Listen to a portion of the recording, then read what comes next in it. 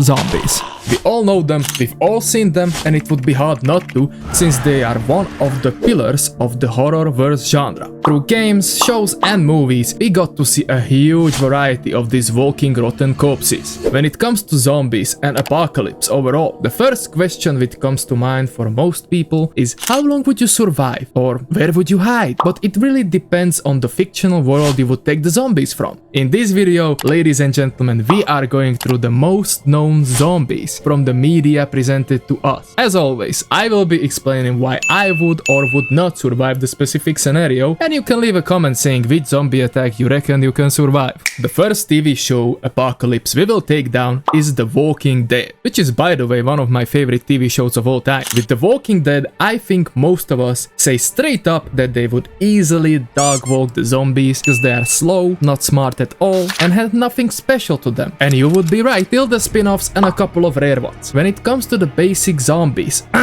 walkers, you might say, their biggest advantage would be that most of the time they're always in big hordes and can overwhelm you very quickly. If these walkers were roaming our beloved Earth, I think I would survive like they did. Morgan literally survived with his stick. Yeah, I know, he is special. It's just a good example, you know. It is difficult to keep them away once they group up and start to invade your shelter or whatever, but with this type there is still a possibility to run, which is not the case with the second title. Switching it up, going for probably one of the deadliest zombies from movies, we have the World War Z. And now it gets interesting. Comparing to the walkers, these zombies were probably injected with steroids and boosts, cause my man, they be moving rapid. This is a apocalypse none of us would want, cause like look at that, the fuck you do in that situation? They are much faster, smarter, and they do have that bloodlusted look in their eyes. Look, even with an armed group of people, these cracked up water brains would make a quick work of me, and there is no way for me or most of us to even think about surviving. The Last of Us introduced quite a variety of these infected brain lovers, so let's break them down. Also, let's not forget that the infection can spread via air because of the fungal spores, which this game is all about. With the knowledge I possess now, the basic runners are comparable to the zombies from our previous title, and I'm not Joel. It looks cool to throw hands with a zombie, but you gotta remember that even a scratch can get you infected. Clickers are pure menaces to the society, and they are more durable, which complicates everything even more. Stalkers are straight up disgusting. I hated that chapter with them in The Last of Us 2 so much, yet they are probably the easiest to kill out of this bunch. I am not even gonna talk about Shambler, Bloater, or the Red King, 'cause come on, you think you're killing that? I see myself dying in probably all of the confrontations with them, so let's move somewhere where I would bully all of the zombies.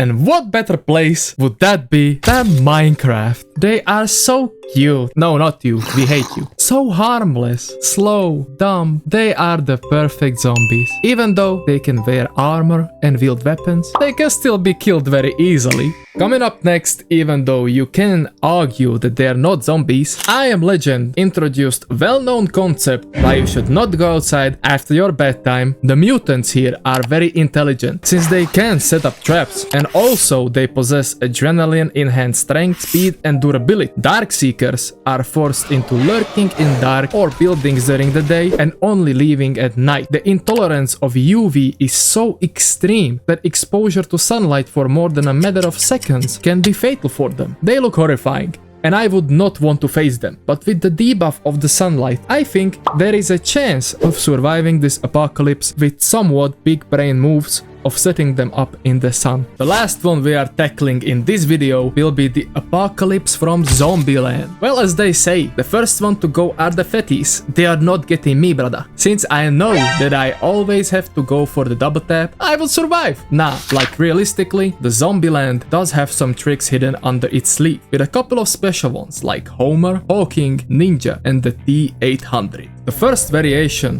the Homer, he is slow and strong, however can be easily outsmarted and taken down. When he dies, he blows up and releases more of the mad zombie disease further, so that's the one thing you have to be careful with. Hawking zombies are considerably more clever than the other undead, although they had no great degree of physical powers. One Hawking zombie was able to rip out an eye of a dead scientist to enter a scanner locked door to gain access and eat the living scientists within. Now that's a fucking mad impressive feat for a zombie. A much quieter and stealthier variant of the zombies is the ninja. Though not very durable, he makes up for it in its stealth and ambush tactics. The only way to kill the ninja is to know where he is going to strike. And even though it might sound tricky, I think it is possible. The most powerful and the strongest variation of the zombies in Zombieland is the T-800. Easily the most durable type of zombie, able to tank damage that would otherwise kill a regular one. They can come out relatively unharmed from small arms fire, though enough of it will What the fuck happened? I'm sorry for the brain lag, but I was saying that enough of it will what the fuck? Incapacitate them. Enough of it will incapacitate them. Exactly, thank you. Overall, the Zombieland apocalypse is shown to be a fun experience, and I think that it is survivable, but I would say 50-50. The T-800 is very rare to encounter, but it would whoop anyone. With this, my beloved ladies and gents, the first bunch of the zombies took the edge, and I would die more times than survive. Let me know if you have any strategies when it comes to surviving them. Leave a like if you enjoyed, subscribe to help me grow, and see you in the next video. Bye bye.